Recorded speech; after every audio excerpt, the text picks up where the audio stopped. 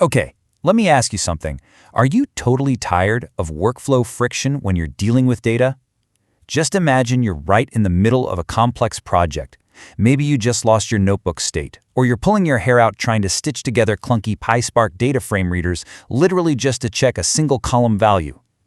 Instead of actually getting the job done, you're forced to switch notebooks, write messy wrappers, or create entirely new scripts just to bridge the gap between your different languages and systems.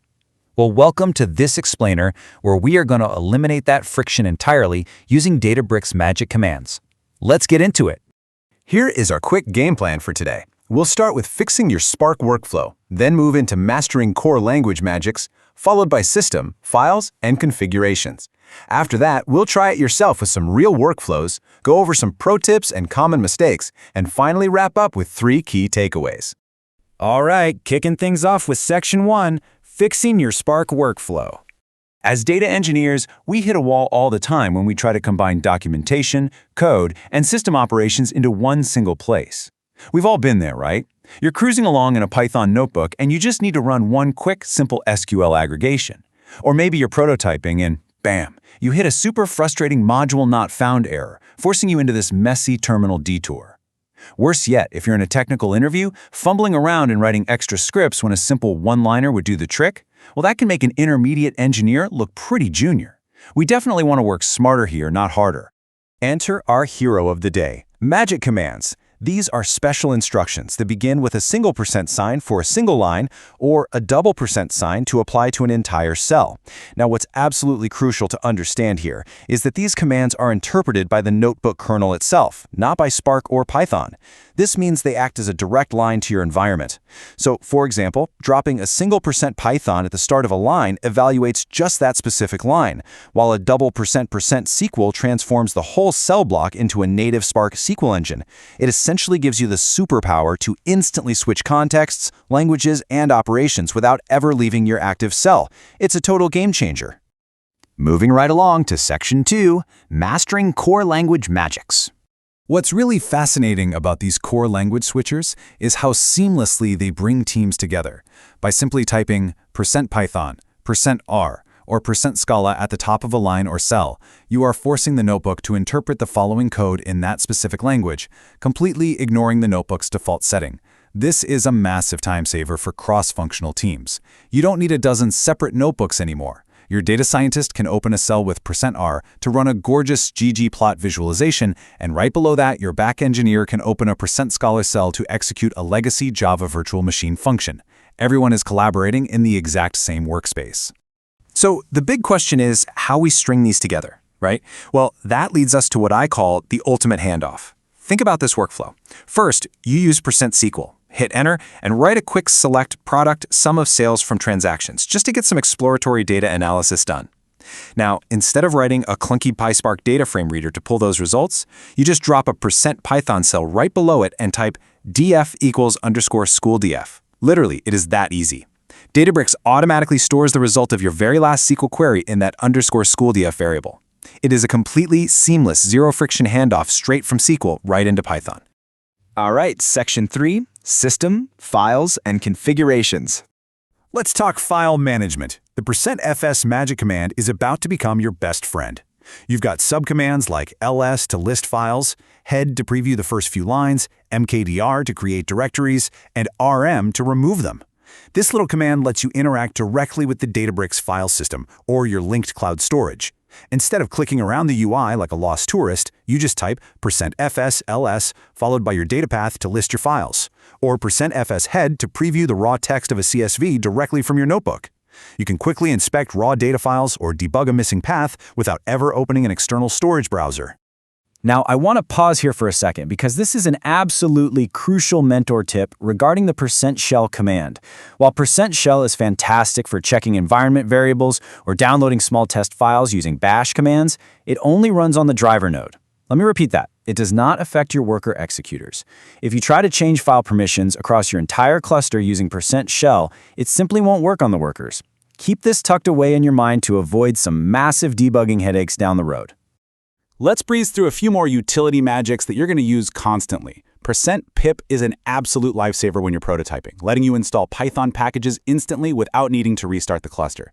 Then you have %config, which lets you tweak Spark settings, like extending the truncation limit if you have really long display strings. %run is great because it lets you execute external Databricks notebooks. You just type %run followed by your setup script and your main notebook stays totally uncluttered. Oh, and if you ever forget any of these, just type %lsmagic. It prints out a complete list of every single magic command available in your environment. It's basically your built-in cheat sheet. Which brings us to Section 4, Try It Yourself with Real Workflows.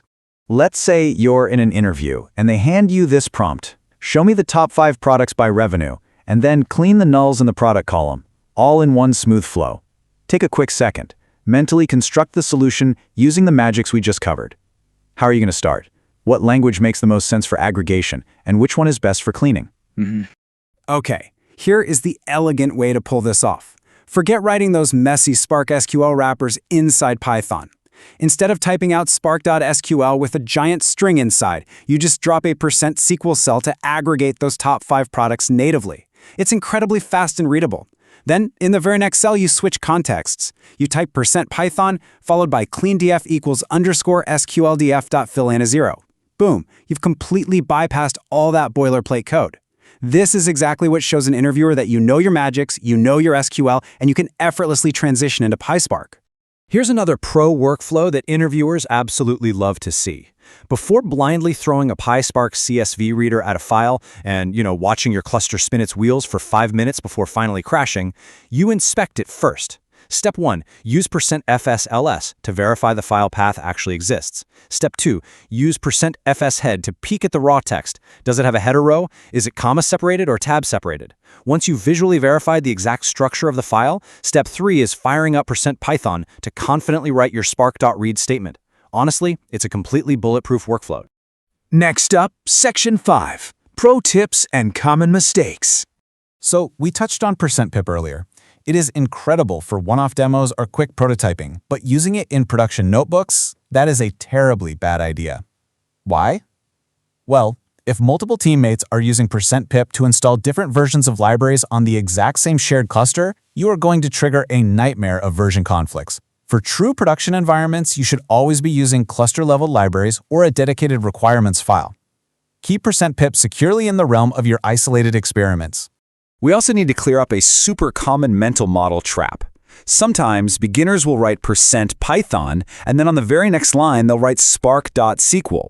They think they're using a SQL magic command, but they aren't. %python just tells the kernel, hey, I am writing Python now. So calling spark.sql is still just a standard PySpark API call wrapped in Python. It's not the native SQL magic command. If you actually want to route queries directly through the native Spark SQL engine, you have to use the %SQL cell magic. Now here's a tip that will honestly elevate your work from good to great. Use %mg liberally. %md allows you to write rich markdown text right inside your notebook. By structuring your notebook with a really clear problem statement, adding some context before your SQL discoveries, explaining your logic for Python transformations, and writing a solid final summary, you turn a raw, messy code dump into a beautiful, readable narrative. This is exactly how you ace a take-home assessment or a live technical interview. Wrapping up with Section 6, 3 key takeaways. Look, if you only remember 3 things from this entire explainer, make it these. Number 1, seamlessly mix your SQL and Python workflows by leveraging that incredibly powerful _SQLDF variable. Number 2, stop leaving your notebook to manage files. Just use %fs to explore and verify your data paths right where you code. And number 3, always remember your architecture. %shell commands only execute on the driver node, so never, ever use them expecting cluster-wide changes. At the end of the day, these commands aren't just neat little shortcuts. They are absolutely essential skills for any intermediate data engineer looking to level up their workflow and really boost their interview presence. So I'll leave you with this thought. Which magic command is going to save your workflow today? Don't just take my word for it, though. Go open your environment, type in %lsmagic, and see exactly what you've been missing. Thanks for tuning into this explainer.